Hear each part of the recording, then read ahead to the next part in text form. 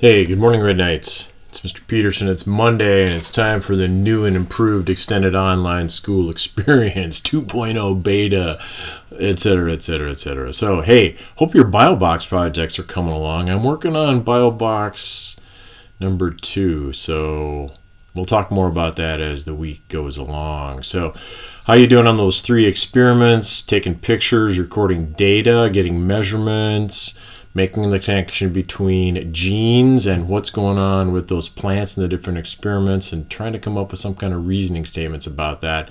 And that happens on your Google Slides. So let's get that taken care of. I know a lot of you are working on that. I've had conversations with quite a few of you about that. So keep that up.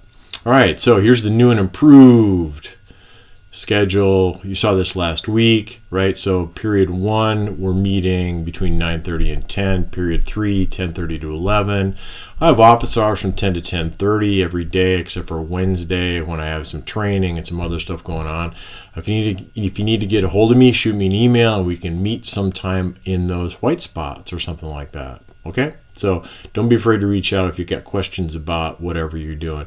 So today, what we're going to do is we're going to talk about the different paths that I think I've kind of laid out for you to a letter A, like exemplary, to proficiency, that's B, and then finally C, which is partially proficient. So let's get some realistic paths going on here and talk about what's going to happen. First of all, Few Gates of Kentucky, you've all done that.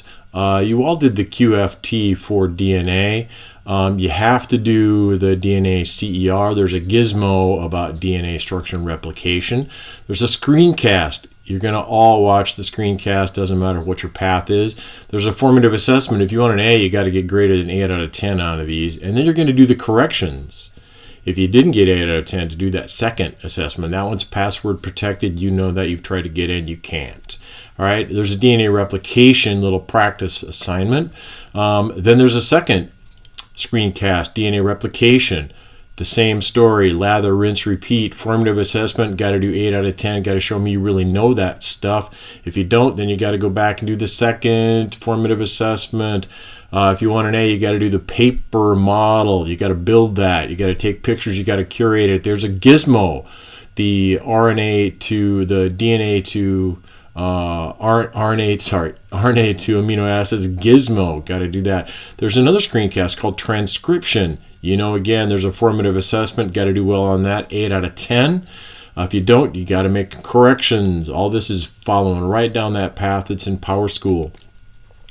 There's one last screencast about translation, and that's to finalize the business of going from RNA into amino acid sequences, making sense of everything finally. There's another formative assessment. If you don't do all that, gotta fix that. And then finally, if you want an A, you're going to do an activity from the Concord Consortium. You don't all have to do this, so it's only if you want an A. Now, even if you do these gizmo things, right, you still have to do them well. It's not just like, ooh, check it off, I've done it. You have to respond to my feedback. That's happening through Kaizena. So that's the path to an A. So what if you want to just get a B? Oh, the BioBox project. That's something different. That's going to be a different column in the grade book. So everyone has to do that. Path to a B. What's going to be different about this? Well, the percentages of the formative assessments are going to be a little bit less. You still have to do the corrections because I want you to get to 60%. You got to show me some kind of proficiency on that.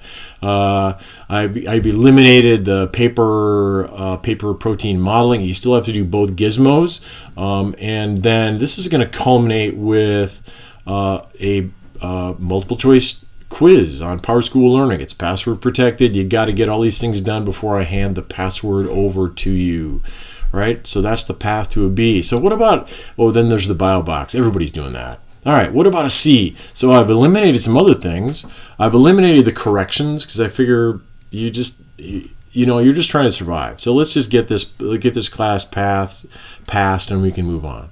All right, so everybody's doing all 4 of the screencast formative assessments. Everyone's doing the gizmos. I still want you to do well on the gizmos because it's going to help you with your understanding of what's going on in the screencasts. And again, this is going to end and culminate with a multiple choice PowerSchool Learning quiz, pass protected, you got to get to 60%, and that's to partial proficiency, and we're calling that a C. So those are your paths for an A or B or C. So you can rewind this, watch it again, use that checklist to take a look at where these things are on the checklist. We'll talk more about this during class today. All right, hope that helps.